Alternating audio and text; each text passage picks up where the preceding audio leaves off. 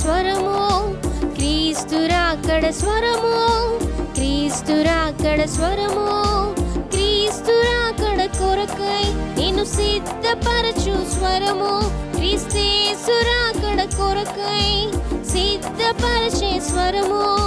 వినుమా, వినిపించుమా, కనుమా, సిద్ధపడుమా. క్రీస్తు రాకడ స్వరమును కార్యక్రమను వీక్షిస్తున్న ప్రియులకు ప్రభువైన యేసుక్రీస్తు నామంలో నా హృదయపూర్వక వందనాలు తెలియజేస్తా ఉన్నాను. ఈ సమయంలో దైవజనులు ఎం రత్నకుమార్ గారు దైవవర్తమానం అందిస్తారు. ముందుగా చిన్న ప్రార్థన చేసుకుందాం. పరిశుద్ధ ప్రేమ కలిగిన తండ్రి, దయగల యేసయ్య, నీ ఘనమైన శ్రేష్టమైన పాదాలు కొందనాలు స్తోత్రాలు చెల్లిస్తున్నాను ప్రభా. ఈ క్రీస్తు రాకడ స్వర కార్యక్రమాన్ని మీరే ఆశీర్వాదకరంగా జరిగించండి. మీ దాసులు మీరు బలపరిచి వాడుకోండి. అనేక ఆత్మరక్షణ కార్యక్రమం కొరకై ఈ పని జరిగినట్లుగా సహాయం చేయండి. నీ నామానికి మహిమ తెచ్చుకొని మని యేసు నామమున అడిగి వేడుకొని ప్రార్థిస్తున్నాం తండ్రి, ఆమేన్. రాకడ స్వరము, క్రీస్తు రాకడ స్వరము, క్రీస్తు రాకడ స్వరము, క్రీస్తు రాకడ స్వరము. మన ప్రభువును రక్షకుడునైన యేసయ్య పరిశుద్ధమైన నామమున క్రీస్తు రాకడ స్వరం కార్యక్రమం వీక్షించుచున్న ప్రియ వీక్షకులైన మీ అందరికీ నా హృదయపూర్వక వందనాలండి. బాగున్నారా ప్రియులారా? మరొకసారి మనందరి ఈ రీతి కలుసుకోవడం చాలా సంతోషకరం, చాలా ఆనందం. మీరు ఈ కార్యక్రమాల కొరకు ఎంతో ఆశతో ప్రార్థన చేస్తున్నారు, చూస్తూ ఉన్నారు, ఇతరులకు పరిచయం కూడా చేస్తున్నారు. నేను విశ్వసిస్తున్నాను ఇది దేవుని పని అని. అలాగే మనందరము దేవుని పనిలో పాలు పంపులు పొందాలి అనే సదుద్దేశంతో ఈ కార్యక్రమాన్ని మనం ముందుకు తీసుకెళ్ళవలసిన బాధ్యత మన మీద ఉన్నది. మీరు ఈ కార్యక్రమం కొరకు ప్రార్థన చేయాలని ప్రేమతో మనం చేస్తూ ఉన్నాను. మంచిది ప్రియులారా, మనం వాక్య ధ్యానంలోకి వెళ్దాం. లూకాసు వార్త 17వ అధ్యాయం 32వ వచనం మరొకసారి చదువుకుందాం. లోతు భార్యను జ్ఞాపకము చేసుకొనుడి. ఈ వాక్యాన్ని మనము ధ్యానం చేస్తూ వస్తున్నాం. యేసుక్రీస్తు ప్రభువారు స్వయాన చెప్పిన మాట మనకి కనబడుతుంది. ఏమని? లోతు భార్యను జ్ఞాపకం చేసుకొనుడి అంటున్నారు. ఎందుకు? లోతు భార్యను గురించిన విషయాలు మనకి ఏంటి ప్రయోజనం అని అంటే, ఈమె క్యారెక్టర్ నెగిటివ్ క్యారెక్టర్. ఈమె యొక్క జీవితంలో అనేకమైన దేవుని వాక్యానికి వ్యతిరేకమైన విషయాలు మనకి కనబడుతూ ఉంటాయి. మన జీవితంలో అటువంటి పరిస్థితులు కనపడకూడదు అనే ఉద్దేశంతో ఈ లోతు భార్యను గురించిన సంగతులు మనము ధ్యానం చేస్తున్నాం. పరిశుద్ధాత్మ దేవుని యొక్క సహాయాన్ని కూడా మనం అనుభవిస్తూ ఉన్నాం. ప్రియులారా, మనము ఈ లోతు కుటుంబాన్ని గురించి 13వ అధ్యాయము ఆది కాండంలో చదువుతాం, అలాగే 19వ అధ్యాయంలో చదువుతాం. ప్రియులారా, ఈ వాక్య భాగాల్లో లోతు యొక్క కుటుంబం గురించిన సంగతులు, లోతు యొక్క సంగతులు, లోతు భార్యను గురించిన సంగతులు, పిల్లల గురించిన సంగతులు మనకి కనబడుతూ ఉంటాయి. కాబట్టి ఇక్కడ మనం నేర్చుకోవాల్సిన విషయం ఏమిటి అని అంటే, వారి జీవితాలు రికార్డు చేయబడతాయి అన్న సంగతి వారికి తెలియదు. కానీ దేవుడు వాటిని రికార్డ్ చేశాడు. వాటిని మనకి ఇదిగో పుస్తక రూపంలో ఇచ్చారు. ప్రియులారా, ఒక కార్యక్రమం రికార్డింగ్ చేయబడుతున్నట్లుగా మన జీవితము కూడా దేవుని దగ్గర రికార్డింగ్ చేయబడుతున్నది. దాని ఫలితాలు మనం అనుభవించవలసి ఉన్నది. దేవుడు వాటన్నిటిని జ్ఞాపకం చేసుకుంటాడు. భూమి మీద వాటి ప్రతిఫలాలు, భూమి విడిచిపెట్టిన తర్వాత వాటి ప్రతిఫలాలు మనం అనుభవించవలసి ఉంటుంది అనే సంగతిని మనం జ్ఞాపకం పెట్టుకోవాలి. ప్రియులారా, ఇక్కడ మనం గమనించినట్లయితే లోతు భార్య జీవితం మనం ఆలోచన చేస్తున్నట్లయితే లోతు కుటుంబం అంతటిని గురించి కూడా మనం ఆలోచన చేయాల్సిన పరిస్థితి ఉంటుంది అనే సంగతిని మనం గుర్తుంచుకోవాలి. అయితే ప్రియులారా, మనము 19వ అధ్యాయంలో కనుక వచ్చినట్లయితే, ఆది కాండం 19వ అధ్యాయంలో కనుక వచ్చినట్లయితే 3వ వచనం ఇలా చెప్తా ఉంది. అయినను అతడు మిక్కిలి బలవంతము చేసినప్పుడు వారు అతని తట్టు తిరిగి అతని ఇంట ప్రవేశించిరి. అతడు వారికి విందు చేసి పొంగని రొట్టెలు కాల్చగా వారు భోజనము చేసిరి అని ఇక్కడ మనం చదువుతున్నాం. ప్రియులారా, దయచేసి ఈ వాక్యాన్ని మనం గమనించినట్లయితే 19వ అధ్యాయం మొదటి నుంచి మనం చదివినట్లయితే ఇద్దరు దేవదూతలు సొదొమ ప్రాంతానికి సాయంత్రం వేళ వచ్చారు. వారిని చూచిన లోతు గారు వారిని ఎదుర్కొని తన ఇంటిలో ఉండాలి అని చెప్పి, నేను మీకు ఆతిథ్యం ఇస్తాను అని చెప్పి బలవంతం చేసి తన ఇంటికి తీసుకొని వచ్చాడు. వారికి చక్కని పరిచయం చేసిన పరిస్థితులు కూడా మనకి కనబడుతున్నాయి, గమనించాలి. అయితే ఇక్కడ మనము 3వ వచనాన్ని గమనించినట్లయితే 3వ వచనంలో 2 భాగాలు ఉన్నాయి. అతడు మిక్కిలి బలవంతం చేసినప్పుడు వారు అతని తట్టు తిరిగి అతని ఇంట ప్రవేశించిరి. దీన్ని మొదటి భాగంగా మనం చూస్తాం. 2వ భాగం, అతడు వారికి విందు చేసి పొంగని రొట్టెలు కాల్చగా వారు భోజనము చేసిరి అని చదువుతున్నాం. ఇది 2వ భాగం. 2వ భాగాన్ని గమనించినట్లయితే అతడు వారికి విందు చేసి పొంగని రొట్టెలు కాల్చగా వారు భోజనము చేసిరి అనే మాట మనం చూస్తూ ఉన్నాం. చూడారా, ఈ భాగంలో మనం చూస్తే ఆతిథ్యం వస్తున్న వ్యక్తి ఎవరు మనకు కనపడుతుంది? లోతే. మరి లోతు భార్య ఏమైపోయింది? లోతు పిల్లలు ఏమైపోయారు? ఆలోచన చేస్తే ప్రియులారా, మనం కూడా అనేకమైన పాఠాలు నేర్చుకుంటాం. ఈ లోతు కుటుంబం గురించి మనం ధ్యానం చేయడానికి ముందుగా 18వ అధ్యాయంలో అబ్రహాం గారి కుటుంబం ఉన్నది. అబ్రహాం గారి కుటుంబం దగ్గర నుంచి ఈ దేవదూతలు లోతు గారి దగ్గరికి వచ్చారు. అయితే అబ్రహాం గారి కుటుంబానికి వచ్చినప్పుడు పరిస్థితి ఏంటి? ఆ మాటలు కూడా చదువుదాం. ఆదికాండం 18వ అధ్యాయం 3వ వచనం నుంచి చదువుతున్నాను. ప్రభువా, నీ కటాక్షం నా మీద ఉన్న యెడల ఇప్పుడు నీ దాసుని దాటిపోవద్దు.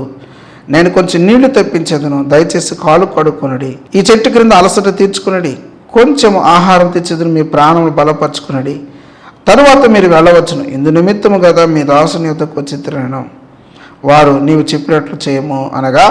6వ వచనం, అబ్రహాము గుడారములో ఉన్న శారాయి యొద్దకు త్వరగా వెళ్ళి నీవు త్వరపడి 3 మానికల మెత్తని పిండి తెచ్చి పిసికి రొట్టెలు చేయమని చెప్పాను. అబ్రహాము గారు తన భార్య అయిన శారమ్మ గారి దగ్గరికి వచ్చి మాట్లాడుతున్న మాటలు కనబడుతున్నాయి. నీవు త్వరపడి 3 మానికల మెత్తని పిండి తెచ్చి అంటున్నాడు. 3 మానికలు అంటే 6 కేజీలు. 6 కేజీల పిండి పిసికి రొట్టెలు కాల్చాలి. అన్నం అంటాం కాదండి. 6 కేజీల పిండి, 3 మానికల పిండి. అమ్మ బాబాయ్, ఒక 1/2 కేజీ పిండి పిసికి రొట్టెలు చేసుకోవడానికి ఇంట్లో తన్నుకుంటారు. చాలా కుటుంబాలు ఈ తంతు ఉంటుంది. కానీ శారమ్మ గారు తన భర్త అయిన అబ్రహాం గారు చెప్పిన మాటకు ఎదురు మాట్లాడకుండా చక్కగా విధేయత చూపించిన పరిస్థితులు మనకు కనబడుతున్నాయి. సరే, ఆమె ఏమి అని ఉండొచ్చు? ఆమె ఏమంటానికి ఆమెకు అవకాశం ఉంది అని అంటే, ఏందయ్యా దానిపై ప్రతివాళ్ళం పిలిచి భోజనం పెడతానంటున్నావు, పెట్టే నీకు ఓపిక ఉండొచ్చేమో కానీ చేసే ఓపిక నాకు లేదయ్యా, నా వయసు ఎంత, నేనెంత, 90 సంవత్సరాల వయసులో కూడా నేను ఇంకా పనిచేస్తానా అని అనడానికి ఆమెకు అవకాశం ఉంది. కానీ అన్న పరిస్థితులు మనకి కనపడవు. ఆమె వంటను త్వరగా సిద్ధము చేసిన పరిస్థితులు మనకు కనబడతాయి. వారికి ప్రియులారా మంచి ఆతిథ్యం ఇచ్చారు. ఈ పరిస్థితులు లోతు కుటుంబంలో ఉన్నాయా? కనబడట్లేదు. మరి ఇంతకాలం ఏమి నేర్చుకున్నారు వాళ్ళు? ఇంతకాలం చేసిందేంటి? ప్రియమైన సోదరి సోదరులారా, ఈ ప్రాముఖ్యమైన విషయాన్ని మనం అర్థం చేసుకోవాలి. ఏంటి అని అంటే, మనము మన కుటుంబాల్లో ఆతిథ్యం ఇచ్చే ఆ వాతావరణాన్ని కలిగి ఉండాల్సిన అవసరం మనకు ఉన్నది. కానీ ఆ పరిస్థితులు ఇంట్లో లేవు. ఎందుకని? వీరు అబ్రహాం గారి కుటుంబంతో కలిసి ప్రయాణం చేశారు, కలిసి జీవించారు, కలిసి కొనసాగుతున్నారు. కానీ అబ్రహాము గారు కానివ్వండి, శారమ్మ గారు కానివ్వండి, వీరి జీవితాల్లో వీరు కలిగి ఉన్న లక్షణాలు, బుద్ధులు ఒక్కటంటే ఒక్కటి కూడా వీళ్ళకి అబ్బల ఒక్కడంటే ఒకటి వీరు నేర్చుకోవాలా. ఆ పరిస్థితులు ఎంత మాత్రం లేవు అక్కడ. మరి ఏం నేర్చుకున్నారు వీళ్ళు అని అంటే, వీరు ఏం నేర్చుకున్నారండి? సొదొమను నేర్చుకున్నారు వీళ్ళు. చాలా త్వరగా వీరికి అబ్బింది. వాళ్ళు చాలా త్వరగా ఆ విషయాలు నేర్చుకున్నారు. నేను అనుకుంటాను, ఈ లోతు కుటుంబానికి అబ్రహాం గారి కుటుంబంలో ఉన్న వాతావరణం ఏ కోశాన కూడా నచ్చినట్లుగా అనిపించట్లేదు. అక్కడ వాళ్ళు ఏమీ నేర్చుకోలేకపోయారు. సంవత్సరాల తరబడి ప్రయాసపడ్డారు. సంవత్సరాల తరబడి అబ్రహాం గారితో కలిసి జీవించారు, నడిచి ప్రయాణం చేశారు.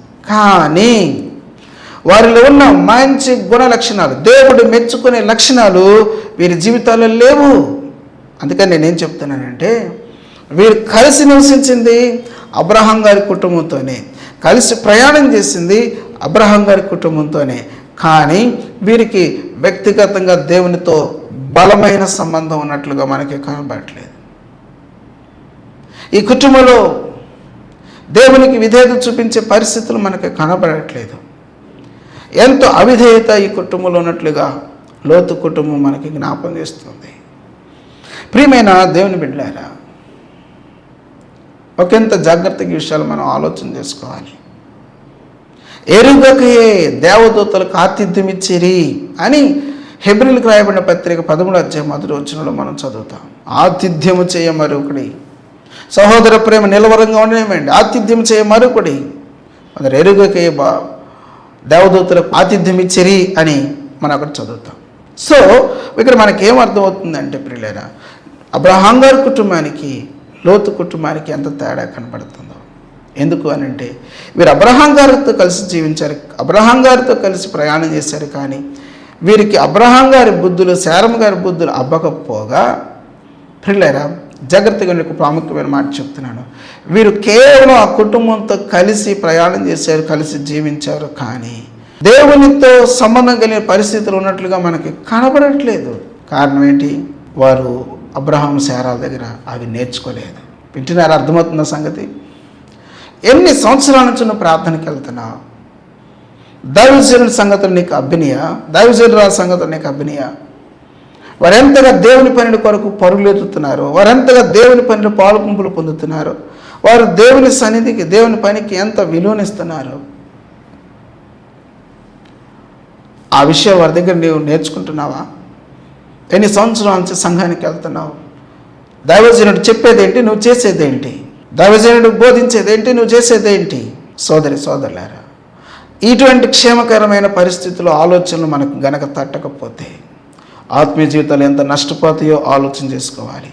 ఆత్మీయ జీవితాలు ఎంత పతనమవుతాయో జ్ఞాపకం చేసుకోవాల్సిన అవసరం మనకు ఉన్నది అనే సంగతిని ఇక్కడ మనం జ్ఞాపకం చేసుకుంటూ ఉన్నాం. అయితే ఆమె ఆ రీతిగా అవిధేయత చూపకపోగా ఆమె ఏం చేసిందంటే వాటన్నిటిని సిద్ధం చేసి వారికి పంపించినట్లుగా చూస్తూ ఉన్నాం. ప్రియులారా, సొదొమ వాతావరణం ఎంత పాడైపోయిందో, ఎంత గ్రహింపులేని స్థితికి వీరు తీసుకొని వెళ్ళిందో. చూడ్డానికి పచ్చని పరిస్థితులుగా ఉన్నాయి, కానీ జీవితాలు పచ్చని పరిస్థితులు లేవు. ఎండిపోయిన స్థితులు, చీకటితో నిండిన పరిస్థితులు సొదొమను ఆవరించి ఉన్నాయి. దేవుని భయం లేని కుటుంబాలు, దేవునితో కలిసి నివసించని కుటుంబాలు ఖచ్చితంగా లోతు కుటుంబం వలె మారిపోయే పరిస్థితులు ఉన్నాయి. దేవుని బిడ్డలారా, నువ్వెప్పుడు దేవునికి దూరం అవుతావు, నీకెప్పుడు దేవునితో సంబంధం లేని, సహవాసం లేని జీవితం జీవించేస్తావు, ఆ పరిస్థితి కొరకు వాడు ఎదురు చూస్తాడు, వెంటనే నీ మీద అటాక్ చేస్తాడు. కాబట్టి దేవుని బిడ్డలారా, అలాంటి పరిస్థితులకు అవకాశం ఇవ్వకూడదు. ఈ లోతు కుటుంబాన్ని మనం గమనించినట్లయితే కేవలము అబ్రహాం గారితో కలిసి ప్రయాణం చేయటం మాత్రమే కాదు ప్రియులారా, ఒకనొక సమయం వచ్చినప్పుడు అబ్రహాం గారిని, శారమ్మ గారిని విడిచిపెట్టేసేసారు. ఇలా చెప్తాను, జాగ్రత్తగా వినండి. వీరు విడిచిపెట్టింది అబ్రహాం శారమ్మ కాదు, వీరు ఏకంగా దేవుణ్ణి విడిచిపెట్టారు. ఏకంగా దేవునితోనే వీరికి సంబంధం లేని పరిస్థితులు వచ్చినాయి. మన పరిస్థితులు ఎలా ఉన్నాయి? ఈరోజున సంఘాల్లో చూస్తే గెంతులేస్తూ ఉన్నారు. ఆ సంఘంలో ఒక నెల, ఈ సంఘంలో ఒక నెల గెంతులేస్తున్నారు.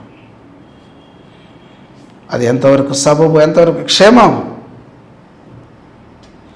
ప్రియమైన దేవుని బిడ్డలారా, మన జీవితాలు, మన కుటుంబాలు ఎలా ఉన్నాయి? లోతు కుటుంబంలాగా మన జీవితాలు ఉంటే, మన కుటుంబాలు ఉంటే అవి ఎంత పతనాన్ని ఎదుర్కోవాలో ఆలోచన చేస్తూ ఉంటేనే భయం వేస్తుంది.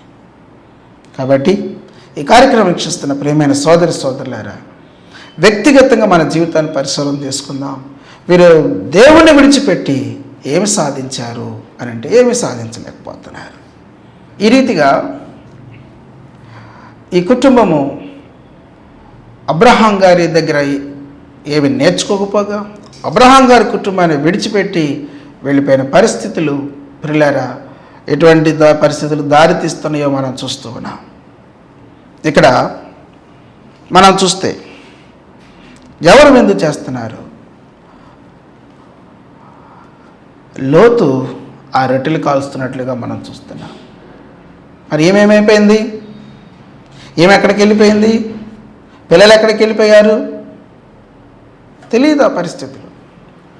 ప్రియులారా, అబ్రహాం గారిని విడిచిపెట్టిన కుటుంబం, దేవుని విడిచిపెట్టిన కుటుంబం ఏ స్థితిలో ఉందండి అని మనం చూస్తే, ఈ ఇంటిలో ఎవరి దారి వారిది, ఎవరి పని వారిది, ఎవరిష్టం వారిది అనే పరిస్థితులు ఉన్నట్లుగా మనకు కనబడుతున్నాయి కదండి. పరిచయం చేస్తూ ఉండంటే, పని చేస్తూ ఉండంటే, లోతు అక్కడ ప్రయాసపడతా ఉండంటే, లోతు భార్య కానీ లోతు పిల్లలు కానీ వచ్చిన పరిస్థితులు కనబడట్లేదు. లోతు గారేమో గవిన్ దగ్గర కూర్చుంటాడు వెళ్ళి. మరి లోతు భార్య ఎక్కడికి వెళ్తుందో, లోతు పిల్లలు ఎక్కడికి వెళ్తున్నారో మనకు కనబడట్లేదు. ఎవరిష్టం వారిది, ఎవరి దారి వారిది అన్నట్లుగా ఈ కుటుంబ పరిస్థితి ఉన్నది. ప్రియులారా, మనకు డబ్బులు ఉండొచ్చు, చదువులు ఉండొచ్చు, మంచి పరిస్థితులు ఉండొచ్చు, కానీ మన ఇంటిలో అబ్రహాము కుటుంబం యొక్క వాతావరణం ఉన్నదా, లోతు కుటుంబపు వాతావరణం ఉన్నదా? అనేక కుటుంబాల్లో చూస్తూ ఉండంటే ఎవరి సంపాదన వాళ్ళది, ఎవరి ఖర్చులు వాళ్ళవి, ఎవరి తిండి వారిది, ఎవరి ఇష్టం వాళ్ళది. ఎంత దారుణం అండి, ఎంత భయంకరం. ఇది లోతు కుటుంబం యొక్క వాతావరణం, లోతు కుటుంబం యొక్క పరిస్థితులు, సొదమ యొక్క పరిస్థితులు. సొదమలో ఉండవలసినదంతా కూడా ఈ కుటుంబంలోకి వచ్చేసేసింది. సొదమ వాతావరణం అంతా కూడా ఈ ఇంట్లోకి వచ్చేసేసింది. దేవుని బిడ్డ, ఈ రోజున పరిస్థితులు మనకు ఆనందంగానే ఉండొచ్చు, ఈ రోజున మన పరిస్థితులు మనకు సంతోషంగానే ఉండొచ్చు. ఏ కష్టం వచ్చినట్లుగా, ఏ నష్టం వచ్చినట్లుగా కనబడకపోవచ్చు. కానీ ఇక్కడ మనం గుర్తుంచుకోవాల్సిన విషయం ఏంటంటే ప్రియులారా, దేవుని విడిచిపెట్టిన జీవితం, దేవుని కాదని తిరుగుతున్న జీవితం, దేవుని విడిచిపెట్టి జీవిస్తున్న జీవితం ఎంత ప్రమాదకరమైనదో మనం గుర్తుంచుకోవాలి. వీరు క్రమక్రమంగా ప్రమాదమునకు దగ్గరవుతున్నారన్న సంగతి అర్థం కావట్లేదు వీళ్ళకి. క్రమక్రమంగా దేవుని యొక్క ఉగ్రతకు గురవుతున్నారన్న సంగతి అర్థం కావట్లేదు. వాళ్ళని విడిచిపెట్టొచ్చా, మా పరిస్థితులు ఎంత బాగున్నాయి, వారిని విడిచిపెట్టొచ్చా, మా స్థితిగతులు ఎంత బాగున్నాయి, ఇదే ఆలోచనలో ఉన్నారు. కానీ మేము ప్రమాదానికి దగ్గరవుతున్నామే, మేము దేవుని ఉగ్రతకు దగ్గరవుతున్నామే అనే ఆలోచన వారికి లేకుండా పోయింది. సోదరులారా, దయచేసి వినండి. నీ విచ్చలవిడి జీవితం, నీ ఇష్టానుసారమైన జీవితం, నీకు నచ్చిన జీవితం ఈ రోజున బాగుండొచ్చు. తాగాలంటే తాగుతున్నావు, తిరగాలంటే తిరుగుతున్నావు, తినాలంటే తింటున్నావు, ఎగరాలనుకుంటే ఎగురుతున్నావు, తిరుగుబాటు చేయాలంటే తిరుగుబాటు చేస్తున్నావు. రహస్య జీవితం చెడిపోయింది, బహిరంగ జీవితం చెడిపోయింది, ఇచ్చలవిడిగా జీవిస్తున్న పరిస్థితులు ఉన్నాయి. ఇవన్నీ ఈ రోజు నీకు బాగుండొచ్చేమో, కానీ ఒకానొక రోజున దేవుని ఉగ్రతను ఎదుర్కోవాల్సి వచ్చినప్పుడు మాత్రం ఎంత ఏడ్చినా కూడా ఉపయోగం ఉండదు, ఎంత గగ్గోలు పెట్టినా ఉపయోగం ఉండదు. ఎంత జాగ్రత్తగా ఉండాలండి, ఎంత దేవుని భయంతో ఉండాలండి, ఎంత దేవునికి విధేయత చూపించాలండి. దేవుని విడిచిపెట్టిన లోతు కుటుంబం ఎంత దారుణమైన పరిస్థితులు ఉన్నాయో ఆలోచన చేసుకోవాలి. ఎవరిష్టం వారిది, ఎవరి తిండి వారిది, ఎవరి ఖర్చులు వాళ్ళవి, ఎవరిష్టం వారిది. తమ్ముడు, చెల్లి, అక్క, అన్న, తల్లి, తండ్రి, నేను నా చేతులు జోడించి ప్రేమతో చెప్తున్నాను, మన కుటుంబాలు లోతు కుటుంబ వాతావరణంతో నిండిన కుటుంబాలు ఉండకూడదు. కుటుంబాల్లో ప్రేమ, కుటుంబాల ఐక్యత, కుటుంబాలు ఏక మనస్సు చాలా విలువైనవి. కుటుంబంగా దేవునికి విధేయత చూపించాలి. కుటుంబంగా దేవుని సన్నిధిలో గడపాలి. కుటుంబంగా దేవునితో సంబంధం కలిగి జీవించాలి. అటువంటి వాతావరణం, అటువంటి పరిస్థితులు నీ కుటుంబంలో ఉన్నాయా లేవో ఆలోచన చేసుకోవాలి. పాపంలో బ్రతుకుతూ, విచ్చలవిడిగా జీవిస్తూ, త్రాగుడుకు బానిసలైపోయి, వ్యభిచారానికి బానిసలైపోయి, దొంగతనాలకు అలవాటు పడిపోయి నీ జీవితాన్ని కొనసాగించుకుంటే నువ్వెంత నష్టపోతావో నీకు అర్థమవుతుంది. అసలు దాని ఫలితాలు ఎంత ఘోరం ఉంటే అర్థమవుతుంది అసలు. కాబట్టి దేవుని బిడ్డలారా, ఒకంత జాగ్రత్తగా ఆలోచించేద్దాం. దేవుని విడిచిపెట్టిన పరిస్థితులు, దేవునికి దూరం అయిపోయిన పరిస్థితులు ఎంతో ప్రమాదకరమైనవి. చరిత్రలో మనం చూసిన బైబిల్ గ్రంథం పరిస్థితులు అన్నిటి మనం గమనించిన, దేవుని విడిచిపెట్టి, దేవుని కాదని, దేవుని ప్రక్కన పెట్టి వర్ధిల్లిన పరిస్థితులు ఏ వ్యక్తిలో, ఏ జీవితంలో మనకు కనపడవు. సౌలు జీవితాన్ని చూడండి. దేవునికి విధేయత చూపించినంత కాలం ఎంత చక్కగా, ఎంత మంచిగా జీవితాన్ని గడిపాడు. కానీ ఎప్పుడైతే అవిధేయత ప్రవేశించిందో, తిరుగుబాటు స్వభావం ప్రవేశించిందో, అయ్యో ఆ కుటుంబం పతనమైపోతున్న పరిస్థితులు. సమూయేలు 2వ గ్రంథం 3వ అధ్యాయం 1వ వచనంలో సౌలు కుటుంబం అంతకంతకు నీరసలింది. దావీదు వర్ధిల్లాడు. గమనించారా ప్రియులారా? నీ కుటుంబం వర్ధిల్లటమైన, నీ కుటుంబం నీరసలటమైన జాగ్రత్తగా ఉండండి. దేవునికి విధేయత చూపుతున్నావా, దేవునికి అవిధేయత చూపుతున్నావా అనే దాని మీద ఆధారపడి ఉంటుంది. కాబట్టి ప్రియమైన దేవుని బిడ్డలారా, ఈ కార్యక్రమం నిశ్చిస్తున్న నీ జీవితంలో, అనుదిన జీవితంలో ఏ రహస్య పాపని జీవితంలో నిలబడి చేస్తున్నదో, దేవునికి దూరం అయిపోయిన ఆ జీవితం ఏది నీ దగ్గర ప్రవేశించి నిన్ను దేవునికి దూరం చేస్తున్నదో, ఈ పరిస్థితులను పరీక్షించుకొని వ్యక్తిగత జీవితాన్ని దిద్దుకోవాల్సిన అవసరతను దేవుని వాక్యం మనకి జ్ఞాపకం చేస్తున్నది.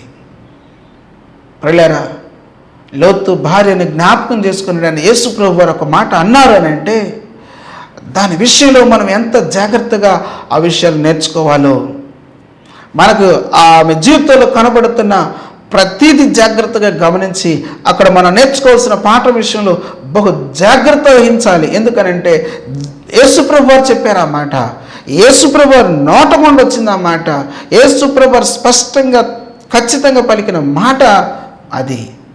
లోతు భార్యని జ్ఞాపకం చేసుకునండి. అమ్మ బాబాయ్, ఆమె జ్ఞాపకం చేసుకుంటే ఆశీర్వాదకరంగా ఉన్న పరిస్థితులు ఉన్నాయా, అసహ్యత కలిగే పరిస్థితులు ఉన్నాయా? 10వ అధ్యాయం 7వ వచనం సామెతల గ్రంథంలో మనం చదువుతాం. నీతిమంతుని జ్ఞాపకం చేసుకుంటే ఆశీర్వాదకరమగును, భక్తిహీనుని పేరు అసహ్యత పుట్టిస్తుంది అని. మన జీవితాలు ఎలాగున్నాయి, మన బ్రతుకులు ఎలాగున్నాయి, మనము ఎలా మన జీవితాలు ముందుకు కొనసాగించుకుంటున్నాం అనే ఆలోచనలతో వ్యక్తిగత జీవితాన్ని నింపుకోవాలి. ఆయన రాకడ కొరకు, ఆయన రాజ్యం కొరకు మనం సిద్ధపడాలి. ప్రియులారా, ప్రభు యొక్క రాకడ బహు త్వరగా రాని దినాల్లో మనం బ్రతుకుతూ ఉంటుండగా, అనేకమైన గుర్తులు నెరవేర్చబడుతూ ఉంటుండగా, అదే సమయంలో మన జీవితాలకు కూడా దినదినము ఎదుగుతున్న పరిస్థితులు, దినదినము మరణమునకు సమీపిస్తున్న పరిస్థితులు కనబడుతూ ఉంటుండగా ఎలాగున్నాయి మన జీవితాలు? నీ జీవితం ఎలాగుంది? రోగంలో ఉండి కూడా దేవునికి లోబడిన పరిస్థితులు, సమస్యలు ఉండి కూడా దేవునికి లోబడిన పరిస్థితులు, ఇబ్బందికరమైన పరిస్థితులు ఉండి కూడా దేవుని ఎదిరించే పరిస్థితులు ఉన్నాయా? పశ్చాత్తాపడి జీవితాన్ని దిద్దుకొని ఆయన బిడ్డగా జీవించి అబ్రహాము కుటుంబాన్ని నీ కుటుంబం మార్చుకునేటట్లుగా సిద్ధపడాలని మనం చేస్తున్నాడు. దేవుడు అట్టి కృపను దయచేసి దీవించునుగాక. ఆమేన్. ప్రార్థన. ప్రేమగల తండ్రి, నీకు వందనాలు, స్తోత్రాలు. విత్తబడిన నీ మాటలకు నీరు కట్టి ఫలింపచేయండి. విన్న వాక్యమును మీరు దీవించండి. ఈ కార్యక్రమం వీక్షిస్తున్న వారిలో బలహీనమైన వారిని జ్ఞాపకం చేసుకొని మీరు సహాయం చేయండి. దయగల తండ్రి, నీకు వందనాలు. అనారోగ్యాలతో వారిని జ్ఞాపకం చేసుకొని అనారోగ్యాల నుంచి విడుదల దయచేయండి, ఆరోగ్యవంతులుగా చేయండి. ఎవరెవరు ఇటు అవసరతతో ఉన్నారో మీకు తెలుసు కదయ్యా. నీ బిడ్డ యొక్క అవసరతలు తీర్చి దీవించి సహాయం చేసి మహిమ పొందమని యేసయ్య నామమున ప్రార్థన చేసి అడిగి వేడుకొంచున్నాం తండ్రి. ఆమేన్. త్రియక దేవుని దీవెన, శాంతి, సమాధానం ఇప్పుడు ఎల్లప్పుడు సదాకాలం మనందరికీ తోడేయండి. తన రాకడ కొరకై సిద్ధపరిచి భద్రపరచునుగాక. ఆమేన్. Praise the lord.